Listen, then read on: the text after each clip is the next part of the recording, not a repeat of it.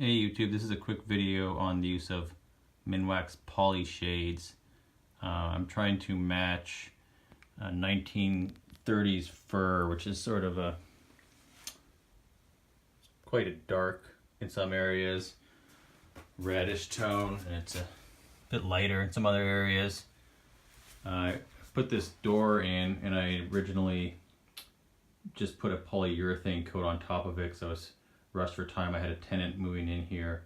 I didn't have time to do a proper stain finish, so I put a polyurethane on, so I couldn't use just another stain. I didn't want to take it all down and sand it to bare wood, so I'm trying to match it with Polyshades. What I've done so far, this is at coat 1. I've just roughed it up with some steel wool before I put on the second coat. I started with the 220 grit sandpaper, just roughed it up a little bit. What you'll find when you're putting it on, I just used a pretty basic brush, but it definitely is tricky to, kind of wants to slough a little bit, and it streaks. You do have to kind of put it on first, and then you smooth strokes over it the whole length of it. There's videos that will explain that. But anyway, this is more just about whether or not the colors will come out. And I started with, it's not really coming in, there it is. Oh, that's the French. I'm in Canada. Antique walnut, which gave it this sort of, not really an antique walnut look. It looks more like a pecan or a honey when it's gone over the plain polyurethane. And I'm gonna do a second coat now with American chestnut. The reason I'm doing it this way is because I previously had good luck with stains by using a browner coat first and then a redder coat. I'll just show you that. See? So this fireplace here, so that mantle's original, and so is that casework there on the side, but that column is newly built, and that's just 2 different Minwaxes. I think it's second coat on that one was gunstock, which by itself is much too orange. That was sort of what gunstock looked like. It's not a great background. And on this one I did pre-treat it with the Minwax pre-treatment, and the first layer was, what do they call this one? Red chestnut.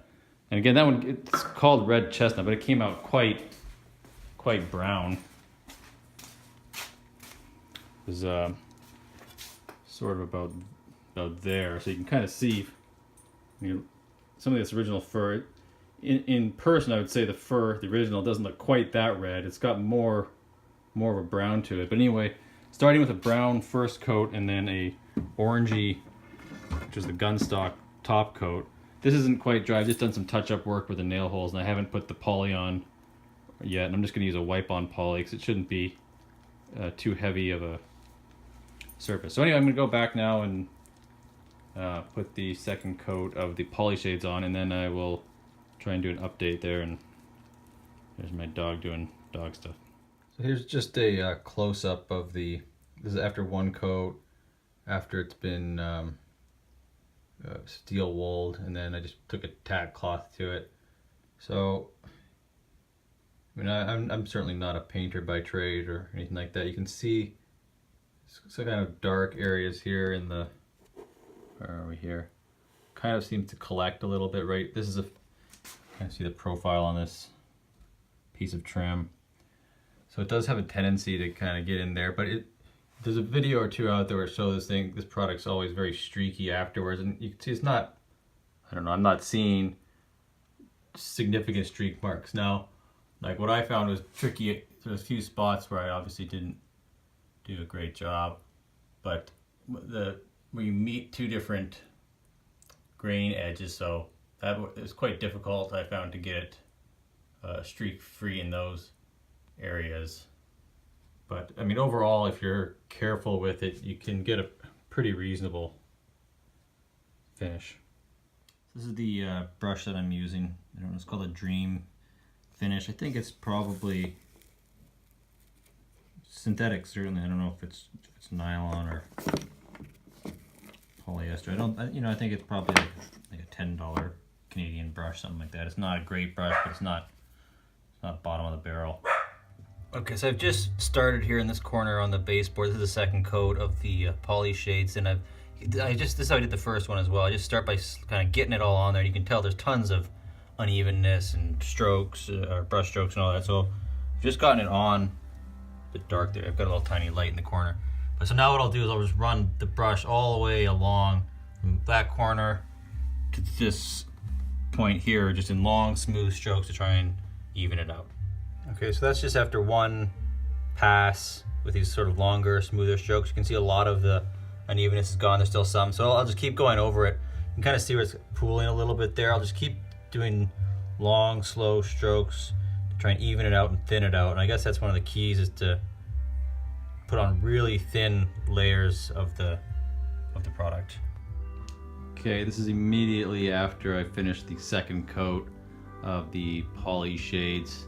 And if you look, it's not a perfect match, but it's not far off. That picture rail at the top there, that's some of the original stuff. It's often some of the darkest stuff. It's midwinter here, fairly north, so I don't have a ton of natural light in here, so it's hard to really show it. But so underneath that plant there, the piece on the right of the picture is original. The piece on the left has just gotten a second coat. It'll be easier to tell in the daylight, but there's a lot of variation in the original material. This door is original and quite dark, and then this baseboard here, or this casing here, is original and it's several shades lighter. You can see it transfers up there, and the top piece of the casing is darker again. So there's quite a range that, for my purposes anyway. But so that's immediately after second coat. I'll just try and give you a bit of a look. I lose light as I kind of come into the corner. The other thing I did here, the second coat is the satin. The first coat was a gloss. I thought the first coat came out much too glossy, so I did that. I would say I found it a bit trickier to put the second coat on. Maybe I should have done more. You can see right in here that this corner detail I found hard, because when you put your brush on, I didn't use a clipped brush or whatever it is with an angle on it.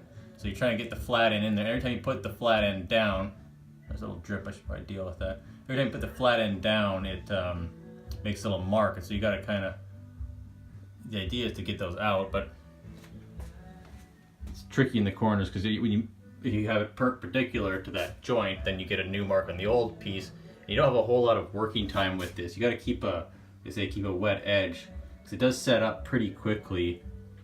This room is not heated right now because the tenant is away. I just turned the heat off. I don't know if that's a good idea or a bad idea. So it's probably 50 degrees in here.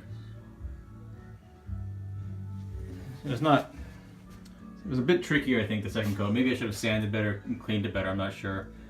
But I'm gonna do a little touch up here quickly. So I'm gonna turn this off. Okay, so I just used a touch up brush quickly to try, and there's a couple, seemed like it was a drip or something. I don't know, it's hard to, I don't know. I'll have to look at these carefully to see whether that was a good idea or a bad idea. Whether the streaks from the small touch-up brush, since it started to set up a little bit, is better than having the excess material. I don't know, Someone with more knowledge can perhaps say. Anyway, okay. Any questions or comments, let me know. I know there's not a ton of information on this, and would I use this over stains? No. If you have bare wood, get your stain exactly where you want it and then put the poly on. This is a harder product to work with than a stain. It's much easier to get a nice smooth stain. You can just rub it on bare wood, and then you can even just do a rub-on poly for something like this where it's not a heavy use, and you're not going to have any worry about really drips and stains in that situation. This is definitely a more finicky product, but if you've already got a finished piece and the color is wrong for whatever reason, it's an option.